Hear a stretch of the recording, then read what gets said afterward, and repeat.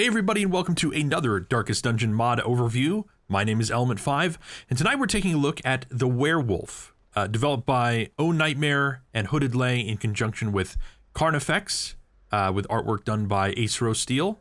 The Werewolf has been a favorite modded class of mine for a long time, partly just because I'm a big fan of classic horror, but in general she is just a lot of fun to play. If you're going to be going against bosses or enemies where riposte is really useful, she kicks butt. But all of that power and fun comes at the cost of reliability. You don't get to choose when to make her go beast form because it is a 60% chance to happen in most cases. And you don't get to choose to keep her in beast form because you have a lot of abilities that have a 20% chance to transform her back to human. This is something that's fairly unique in the Darkest Dungeon sphere, and I think is a lot of fun. The idea that lycanthropy is sort of a disease, is something that has happened to you in the same vein with moon cycles or maybe the Hulk's transformation in the Marvel universe, for example. It is something that you don't have full control over, and while you may retain, for the most part, your human intelligence, you are always the victim of a disease or chance or things happening to you, unlike other transformation classes where the utility of transforming is something that is a lot more selective. Now, as with many other of my favorite modded classes, she has just a phenomenal development team behind her and comes with a lot of interesting backstory. Hooded Lay is just a phenomenal human being that I really adore. She has become one of my channel mods and just a prominent member of my Twitch community, and she's also just an insanely accomplished artist. She made me this really beautiful piece of art, a sort of Darkest Dungeon rendition of myself as the Houndmaster, featuring my two dogs, my British Bulldog, Agnes on the right here, who is fearless and absolutely ridiculous, and the perfect portrait of my timid but hyper-smart Boston Terrier, Penny, down below. But she also graced the Darkest Dungeon community with a really beautiful backstory comic strip for the Werewolf, which helps to just give a little bit more of an examination and explanation of this anti-heroine's troubled past. And Lay says that the Werewolf comes from a poor family of artisans. They had their own workshop and made some money through crafts, paintings, and sewing. And with that, the Werewolf is knowledgeable with the art field, although her specialty is sculpting and carving. However, they were often exploited by the nobles of the region and fell into debt. The only way to settle things straight would be for the family to sell their workshop if they couldn't acquire enough money before a deadline.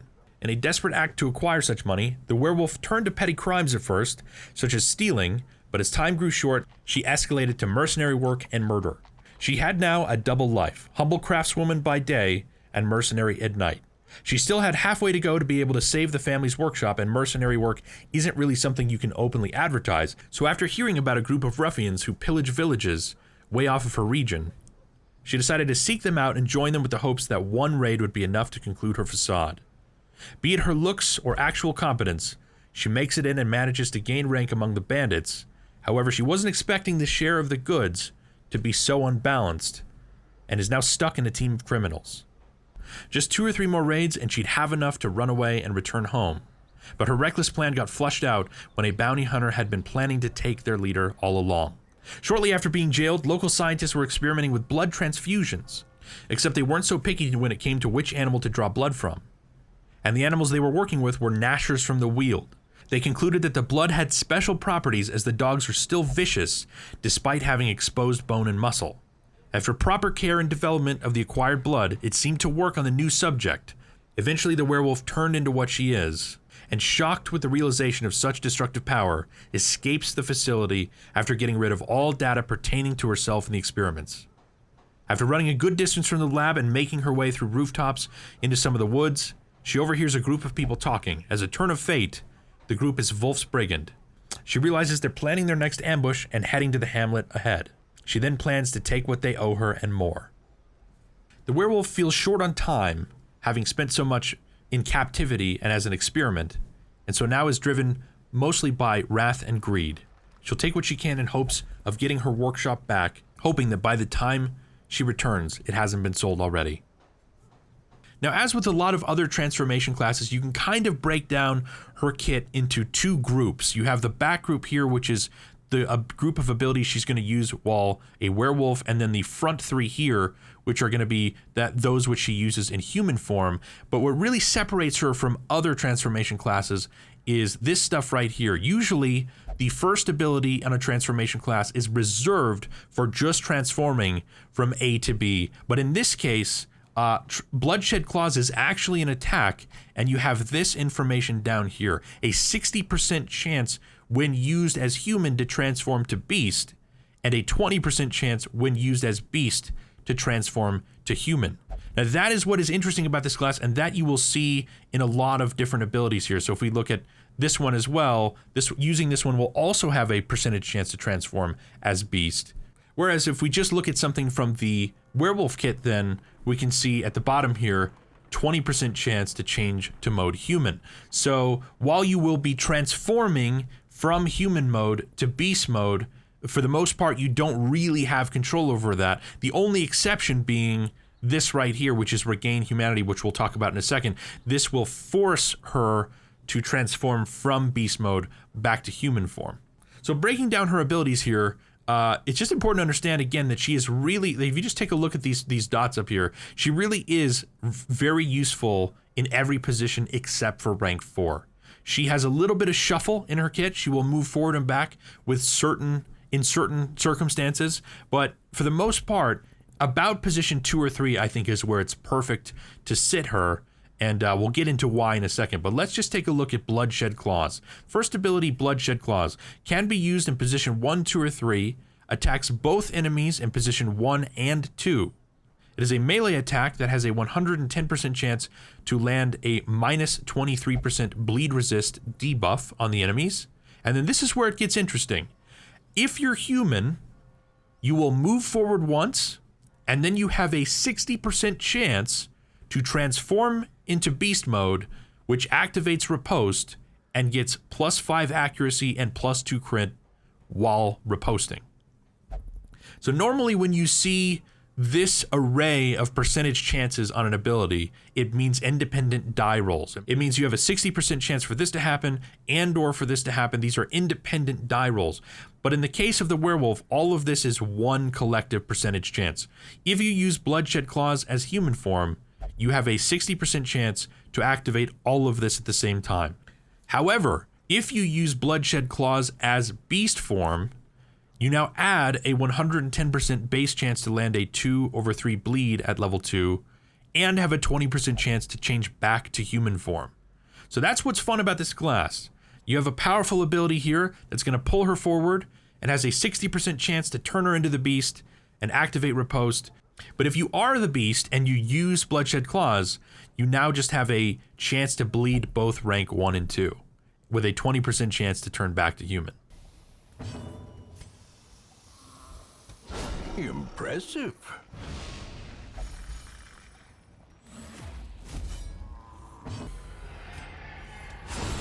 Decimated.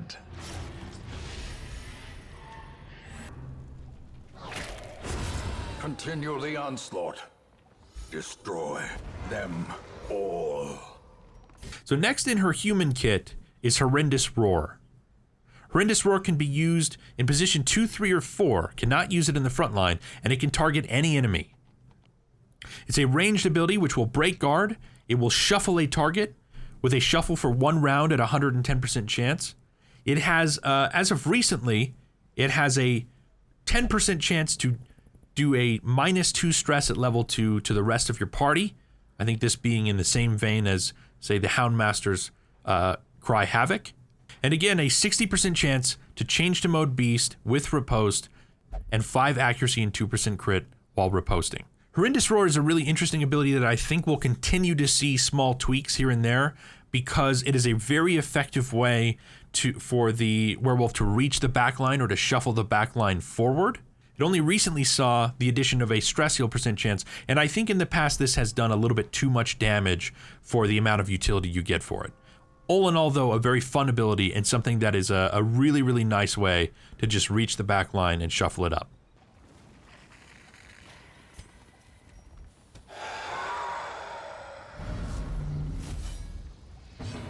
So next then in her human kit is Taunt. Taunt can be used in position 1, 2, or 3. It marks self, breaks any guards that might be on her, and then this is the important thing down here. It activates her riposte. It buffs self for 5% damage and 2% crit while riposting, with a 30% chance to transform to the werewolf during the riposte hits. So taunt is, the way to think about taunt is this: if you are up against a group of brigands or a big AoE group, or suddenly you're up against a Crimson Court boss that has multiple turns that are going to AoE your group, and you really need to activate riposte, you really want a reliable riposte, then go ahead and hit taunt. You'll guarantee that you hit back, whereas if you use something like Bloodshed Claws, this is a 60% chance that you activate beast mode with riposte. So this is the guarantee, still comes with that 30% chance every time you hit riposte to transform to beast.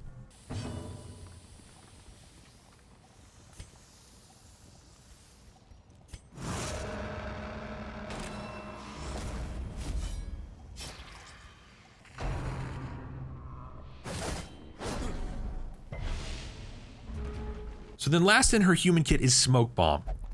I really like the concept of Smoke Bomb here. I think it's really effective. Smoke Bomb can be used in position 1, 2, or 3, and it hits the first 3 of your party.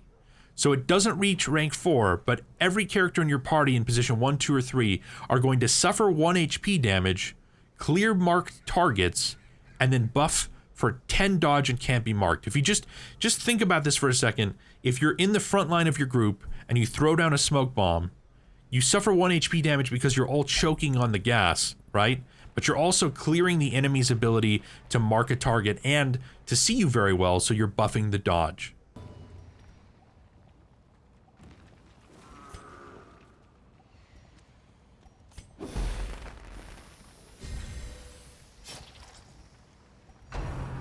So now let's talk about her beast kit, okay? So you've hit Bloodshed Claws, you landed that 60% chance, you now have activated beast mode with riposte and the buffs that come with that, and now your kit has transformed out of human into the beast abilities. And that starts with Feast.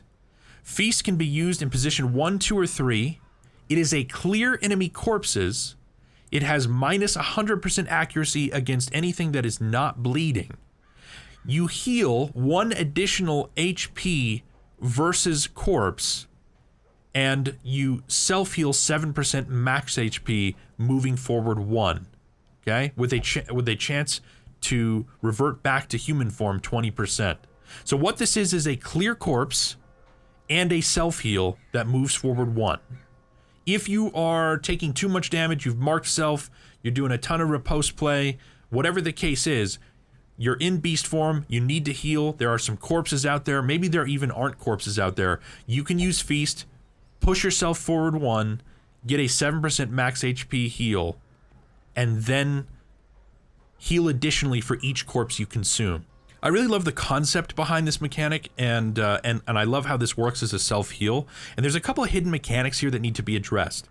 The first is that when using Feast, you have a chance to cause the rabies disease 3% per target, which will actually synergize with certain CC trinkets. She actually has trinkets and certain benefits from having rabies, which is kind of fun. So you have a 3% chance to get rabies per target you hit with Feast. In addition, Feast also steals blight from enemy bodies and corpses. So this may then sort of intuit a little bit less synergy and utility in, say, the Cove or the Ruins if you're bringing a group that is using a lot of blight play, and you need to heal, and then so you Feast, and then you consume the blights on there and stack it on herself. The good news is she can remove this blight when she transforms back to human, but it's just something to keep in mind.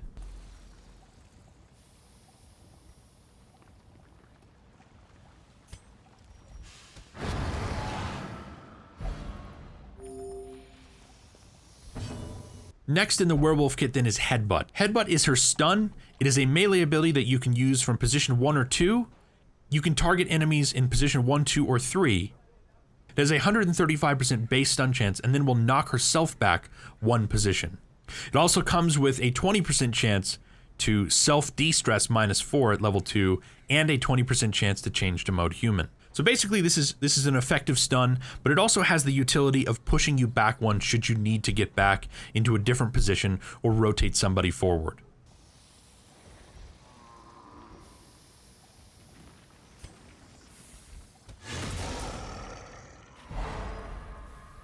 Last then in the werewolf's kit is Regain Humanity. Regain Humanity can be used in any position. At level 2, it is a stress heal -6. It clears mark target, cures blights. You know, again, in case you have used Feast and transferred blights, this is a good way to cure blight. It will guarantee a change to mode human and will buff self 14 dodge and 7 accuracy if in human mode form. But this is a little important key here though. If you are in position 1 at the end of combat or when you use Regain Humanity, you get minus 100% stress skill. So the way to think about Regain Humanity then is this. It is a nice way to get a little bit of self-stress heal, to cure blights and marks, but if you end combat or use it in position 1, you don't get that stress heal. So that's why I tend to think of using the Werewolf as most effective in position 2 or 3, so that when combat ends or when you need to, you can sustain her stress levels just a little bit easier. So just in case you should be then in rank 1 at the end of combat and you want to retain the stress heal that comes with this ability, then you could headbutt from rank 1 to rank 2 and then at the end of combat or next turn regain humanity and get that stress heal.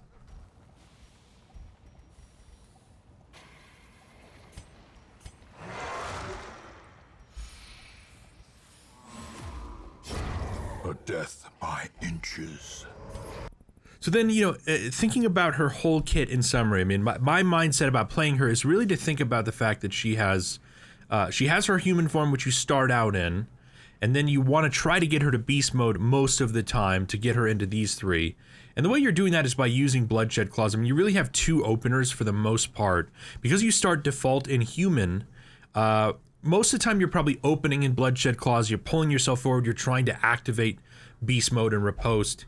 You might be opening with Horrendous Roar to try to hit the backline and shuffle something forward. It has the same percentage chance to activate beast mode and riposte as Bloodshed Claws do. So these are really just, do I want to start and bleed and or try to hit the front line first, or do I want to target the back line first and have the equal chance to turn into the werewolf? And if not, if you run into, say, a group of brigands or a shambler or some enemy that's going to hit you with AoEs and you just really want to guarantee you have riposte out, then it's time to open up with Taunt, basically. It's at a 30% chance to turn into the werewolf when you hit with your riposte attacks, but at least you guarantee you're going to get a riposte hit this way.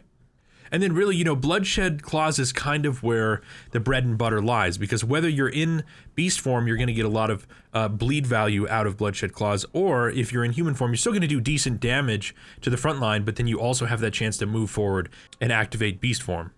Another thing that really separates her from other transformation classes is the fact that her transformations do not stress out the rest of your group. In fact, they stress herself out.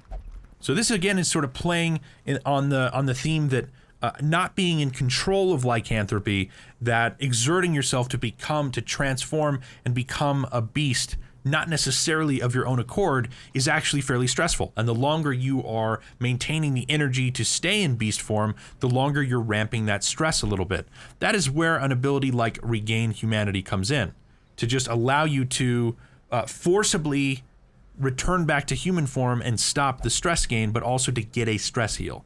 So then the major drawback then here, the catch with a werewolf, is a lack of reliability, because you just may not hit that 60% chance transformation and get that riposte and be landing bleeds in werewolf form when you really, really need it. And there are certainly cases where I have taken her onto a boss and opened up and gotten exactly what I wanted out of an attack and landed my activated my riposte, landed into werewolf form, and started hitting really hard with bleed ripostes. And then other boss fights where 4, 5, 6 turns happen and she just can't activate her riposte. So it's worthwhile to keep both of those things in mind. She's not going to stress out the rest of your group, but she is going to ramp stress and take a stress hit every turn that she is in werewolf form, and you're not in control of it for the most part. So she's less reliable than you would like her to be in many cases. Now, in terms of her camping utility, interestingly, the werewolf comes with 6 unique camping abilities, and that really starts with Bandage. Bandage is actually not too different than, say, Wound Care on other classes, which is sort of a standard camping ability. Time cost 2, heal 15% HP and coming with a cure. Bandage is very similar. It's a time cost 2, heal 12% as opposed to 15, but a coin flip on an extra 8% heal chance and only removes bleeding, so does not remove blight. So next then is Hobby. Hobby, a time cost 2. This is essentially a self-use of Encourage. Instead of having another companion use Encourage on her and reduce her stress, she can use it on herself and reduce her stress by 15. This also plays into her backstory, being the fact that she is an artisan, that she works with crafts. So a really nice interplay between who she is as a character, but also the fact that mechanically you need to think about managing her stress if she stays in beast form too often. Next then is Bite the Hand. Bite the Hand is a time cost 2, self-only heal 70% HP. Okay, you heal. This is a massive self-heal. It also removes mortality debuffs, but all companions have a 66% chance, a 2/3 chance to get 10 stress, and one companion suffers 35% HP damage with a bleed of 2/3, a 90% chance. So then the concept here is she's literally biting another companion in the party, which has a chance to stress everybody out, and a high chance of landing a significant bleed over time and taking 35% of their HP in trade for healing herself 70% HP. This is a very powerful camping utility, and I think is definitely something to take into consideration if she's just super low health and you're about to go into a boss fight, or you have another character that can manage self-healing very easily, for example, and landing this bleed over time and 35% HP damage is not going to be that big a deal. I mean, obviously, the Flagellant comes to mind.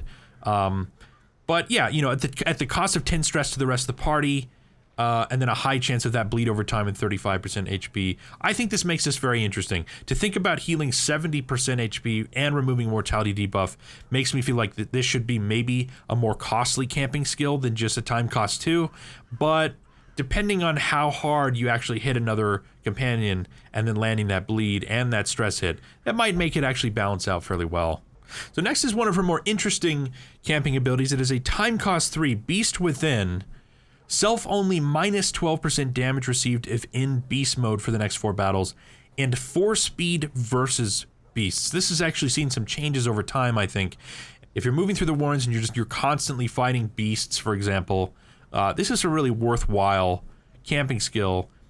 To have a minus 12% damage anytime she's in beast mode is great in general, but then to also have the 4 speed versus beast enemies just allows her to get set up, get into position, activate riposte earlier, and that can be just a really great utility. What follows then is On the Prowl. On the Prowl is a time cost 5, Prevent Nighttime Ambush. This is her Prevent Nighttime Ambush utility. It is expensive at time cost 5, but it should be because of all of this down here. The party gets 3 speed, 10 accuracy, and 5% crit on the first round for the next 4 battles. So let's just talk about this ability for a second, because it's a time cost 5 Prevent Nighttime Ambush, but I think what's really important here is not so much the Prevent Nighttime Ambush as this stuff down here. To have 3 speed, 10 accuracy, and 5 crit, even though it is only on the first round, means a much higher likelihood of gaining initiative and control over the battle right off the bat, right? One way to think about doing well in Darkest Dungeon is to not limit yourself to RNG. So to have higher accuracy so that you know your hits are going to connect and you're in control of what you're doing. To play a little bit with the crit meta is nice, because after Color of Madness, crits are a different consideration, and people get buffs when they crit now. So to have a little bit of crit is is definitely a nice addition here. But then you have the 3 speed on the first round as well. What that means, basically, if you're new to Darkest Dungeon, is you take your speed value of any character and you add that to a dice roll 8, and that determines who goes first at the beginning of each round. Is it going to be your characters or the enemy, depending on how high that number is. So to just give your team plus 3 speed on the first round of combat means a much higher likelihood that you enter combat and just gain the initiative and immediately turn it into a 4 versus 3 or a 4 versus 2, or land your stuns and just have control over the combat, right? This is why gaining surprise when you walk into combat and every one of your team members goes first can be such a powerful play, because you get to dictate the course of combat rather than have to adapt, as opposed to, say, when you don't have Prevent Nighttime Ambush and you become ambushed, right? The lights are out, the enemy team goes first, everybody gets shuffled. That's the worst scenario you can be in most cases. The best you can be in is to get the surprise, to have higher speed, and to dictate the course of combat.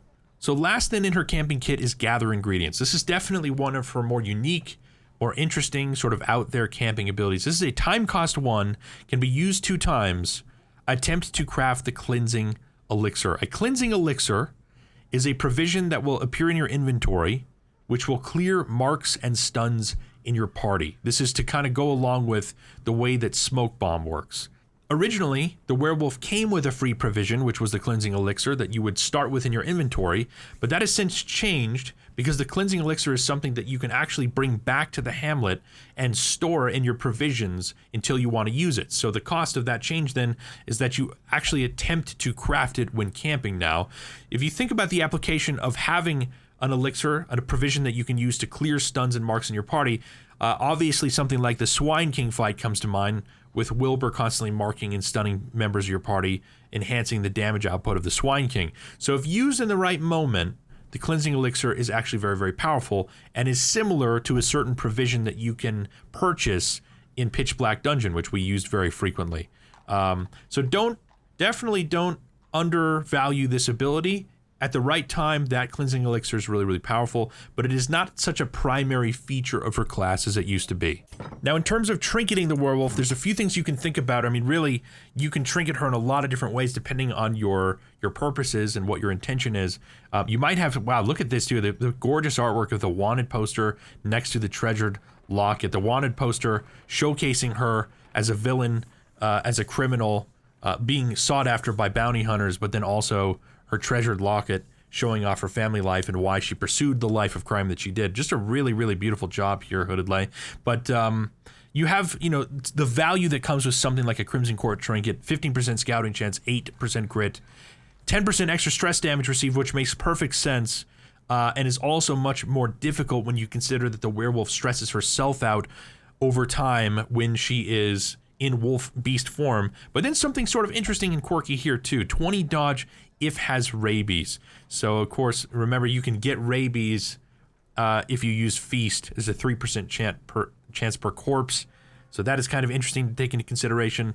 I tend to think of using her a lot of times with the Ancestor's Candle to buff her damage output, to buff her speed so that she is moving forward and moving into the position, shuffling in the direction that I want her to, gaining the initiative, activating riposte before the enemy team has their chance to act. So speed, I think, is typically really good for her. Dodge is not bad either, given that she is, for the most part, a self-marking riposte class. So the more that she can be dodging attacks and hitting back, definitely really boosting her efficacy. Of course, the Ancestor's Candle also coming with 10% stress damage. So really just take into consideration, dodge is good, damage output is great, speed I think is great, and anything that's going to enhance her damage output. But just be mindful of adding anything that has plus stress damage taken because of the fact that when she transforms to beast, she is stressed out as long as she's in beast form.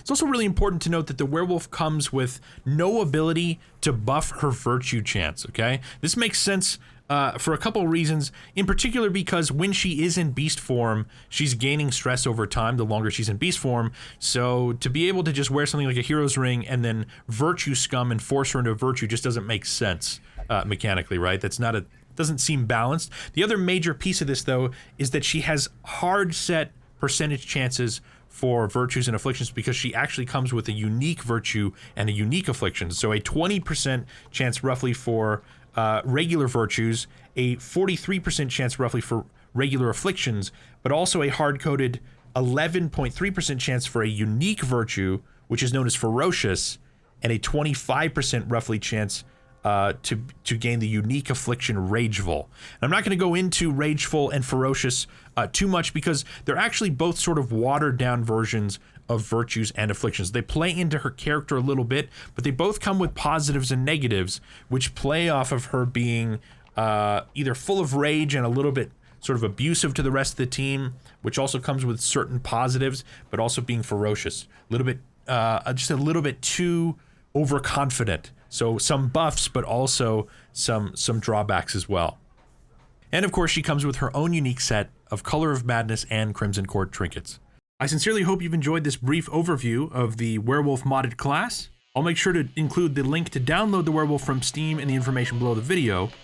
If you have any questions about how to play the Werewolf, please feel free to ask in the comments section below. Special thanks to Hooded Lay and O Nightmare for their patience and extra information in helping me really understand the beauty and backstory of this class. Thank you very much for watching, and we'll see you next time.